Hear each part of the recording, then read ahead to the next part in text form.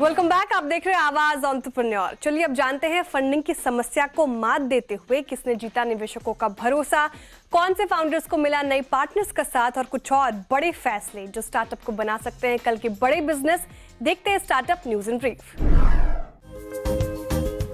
Bengaluru based cross border payments platform Skydo ने Susquehanna Asia venture capital से series A funding round में $10 million जुटाए हैं। इसमें एग्जिस्टिंग इन्वेस्टर एलिवेशन कैपिटल ने भी हिस्सा लिया। स्काईडू अब तक कुल $19.7 मिलियन की इक्विटी फंडिंग जुटा चुका है। नए फंड का इस्तेमाल company south east Asia, the middle east, Africa and Latin America के 20 से ज्यादा देशों में लोकल कलेक्शन सर्विस बढ़ाने में करेगी। श्रीवास्तव, श्रीधर और मोविन जैन ने शुरू की स्काईडू एक्सपोर्ट्स की कई देशों में लोकल कलेक्शन के जरिए पेमेंट लेने की सुविधा देता है। इसका model flat fee pricing, zero forex markups और 24 आवर सेटलमेंट जैसी सुविधाएं देता है। स्काईडू फीरा जैसी कंप्लायंस डॉक्यूमेंटेशन को और ऑटोमेट करता है और साथ ही invoicing, reminders and accounting integration जैसे टूल भी मुहैया कराता है। इस समय कंपनी 50 से ज्यादा शहरों में 30,000 प्लस एमएसएमईज, फ्रीलांसर और स्टार्टअप्स को सर्विस देती है। यहाँ 32 से ज्यादा करेंसी में ट्रांजैक्शन प्रोसेस होते हैं। कंपनी का दावा है कि पिछले 1 साल में उसका पेमेंट वॉल्यूम 4 गुना बढ़ा है और अब स्काईडू अगले 2 साल में $5 बिलियन के सालाना ट्रांजैक्शन वॉल्यूम का लक्ष्य रखा है। कंज्यूमर लेंडिंग कंपनी फाइब ने इंटरनेशनल फाइनेंस कॉर्पोरेशन यानी कि IFC से सीरीज एफ फंडिंग राउंड में $35 मिलियन जुटाए हैं।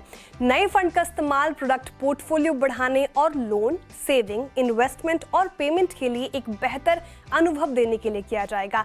साथ ही कंपनी जिम्मेदार क्रेडिट और सकारात्मक सामाजिक प्रभाव पर भी ध्यान रखेगी। फाइव की शुरुआत 2015 में अक्षय मेहरोत्रा और आशीष गोयल ने की थी। Company personal loan, long term loan, mutual fund के बदले लोन, डिजिटल फिक्स्ड डिपॉजिट और हेल्थ केयर, एजुकेशन और सोलर रूफटॉप जैसे सेक्टर्स के लिए इम्पैक्ट लोन देती है। फाइव का दावा है कि अब तक ये 90 लाख से ज्यादा लोन दे चुकी है, जिससे हेल्थ केयर और एजुकेशन फाइनेंसिंग में जाना माना फिनटेक प्लेयर बन गई है। कंपनी 940 से ज्यादा शहरों में पहुंच बना चुकी है और 8,500 पार्टनर सेंटर्स और 50 से ज्यादा चैनल पार्टनर्स के साथ अपनी लेंडिंग सर्विस बढ़ा रही है। Energy efficiency startup smart joules ने अपनी सीरीज बी फंडिंग राउंड में $10 मिलियन यानी लगभग 90 करोड़ रुपए जुटाए हैं। इस राउंड को SBI वेंचर्स के SVL SME नीव 2 फंड ने लीड किया। इसके अलावा सोलर एनर्जी कंपनी वारी और फैमिली ऑफिस स्पेक्ट्रम इम्पैक्ट ने भी इस राउंड में हिस्सा लिया। इस नई फंडिंग का इस्तेमाल कंपनी अपनी एनर्जी सेविंग और कूलिंग सर्विसेज को नए सेक्टर्स और बड़े प्रोजेक्ट्स तक बढ़ाने में करेगी। इसमें मैन्युफैक्चरिंग, बिल्डिंग ऑटोमेशन और डिस्ट्रिक्ट कूलिंग जैसे सेक्टर्स शामिल हैं। साथ ही कंपनी टेक्नोलॉजी, डेटा एनालिटिक्स और ऑन ग्राउंड टीम को भी और मजबूत करेगी। फिलहाल स्मार्ट जूल्स हेल्थ केयर और हॉस्पिटैलिटी जैसे सेक्टर्स में काम कर रही है। स्मार्ट जूल्स की शुरुआत 2014 में अर्जुन गुप्ता, सिद्धार्थ गुप्ता, उज्जवल माजुमदार ने की थी। ये स्टार्टअप बड़े बिल्डिंग्स और फैक्ट्रियों का बिजली बिल कम करने में मदद करता है। कंपनी स्मार्ट सेंसर और कंट्रोल लगाती है जो air conditioning, chillers, compressors, boilers और लाइटिंग जैसी मशीनों की लगातार निगरानी करते हैं।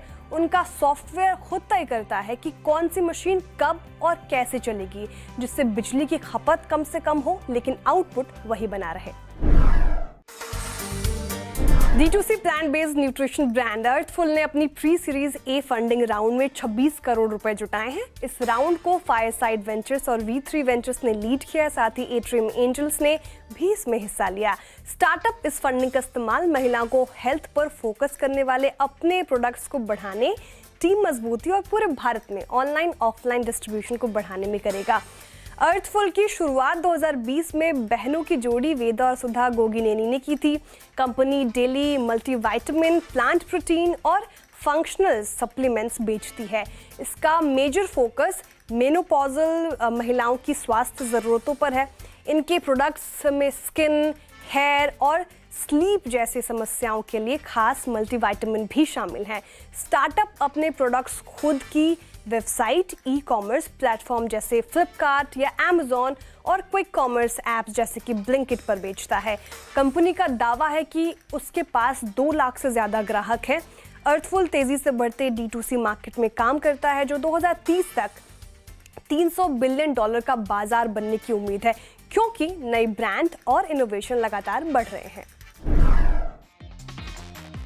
आज का ये शो आपको कैसा लगा हमें जरूर बताएं। आपके फीडबैक हमें पोस्ट करें CNBC आवाज के सोशल मीडिया प्लेटफॉर्म्स पर या हमें ईमेल करें ae@nw18.com पर। अगले हफ्ते फिर मुलाकात होगी कुछ नई बिजनेस आइडियाज के साथ। तब तक के लिए मुझे दीजिए इजाजत और देखते रहिए CNBC आवाज।